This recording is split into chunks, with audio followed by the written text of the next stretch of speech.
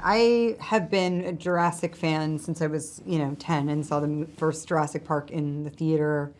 I mean, if you had asked me for the last 3 decades what movie I would want to be in, most of all, it would be a Jurassic movie. So to have it be a reality is, it's sort of mind blowing. I can't totally. When I saw the film, I lost it. I was just so.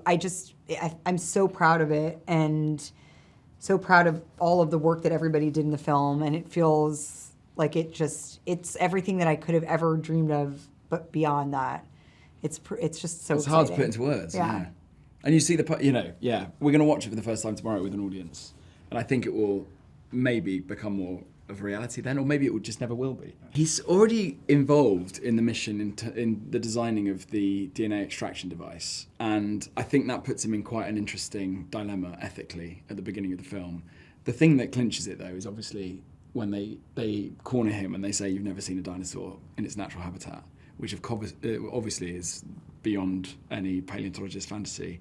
So I think he's driven in a couple of ways. I think he cares and feels very deeply about the consequences of science and how it can be misused. And I think that's why we love, collectively, obviously the Michael Crichton novel, but the films after that. I think he's driven by wonder, or he's academically driven, but he's also got quite a stubborn sense of ethics.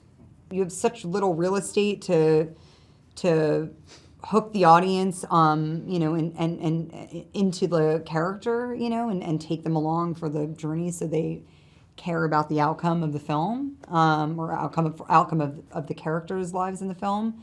That you really have to make it count, and I think it was important for me that the character felt like someone who was a sum of all their parts, and had like lived a life and had hopes and dreams for herself and desires, like moving forward, and that she could see like a future for herself based on like what she had experienced.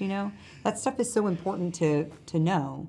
But again, not that much time to do it in. But I think that's something that Scarlett led everyone with, because not only in terms of just leading the film in itself and us being on set, but that sort of level of groundedness in the character. I think there's a scene with her and Mahershala that I absolutely love, where all that.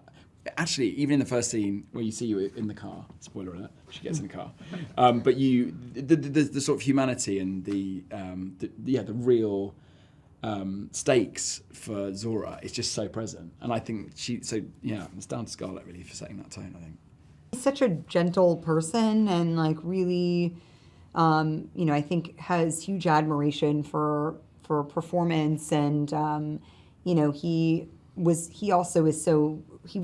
came on as a fan as well, which I think is a great place to start, because we all have deep respect for all the source material, and we come at it from a place of like wanting to pay homage to work that we love, So it was great to be. Then you're like never jaded, because you're always kind of in awe of the environment you're working in. And Gareth was really like that. He always was like, he's always in a good mood, enthusiastic, lots of like such a good energy, because he was, like, it's your dream has come true. Yeah. Well, it's in the same way. Well, for all of us, but he's the perfect director for this movie. He's spent his whole life studying film, and he was saying that even before the opportunity arose, he'd been watching Jurassic Park, just taking notes, just to understand. Obviously Spielberg is one of his huge idols, but with the work he did in Monsters, which he did before having studio backing, was doing with consumer grade equipment, is like extraordinary, and you can see the identity in that filmmaking process then all the way through. And so to give him the keys to Jurassic Park was just like a brilliant idea, and he's just nabbed it. Yeah. He delivered it. He delivered. Ladies and gentlemen, you're watching Hey You Guys! Hey, you guys! Hey you guys! Hey, that's what they all say. Hey you guys! Hey, you guys!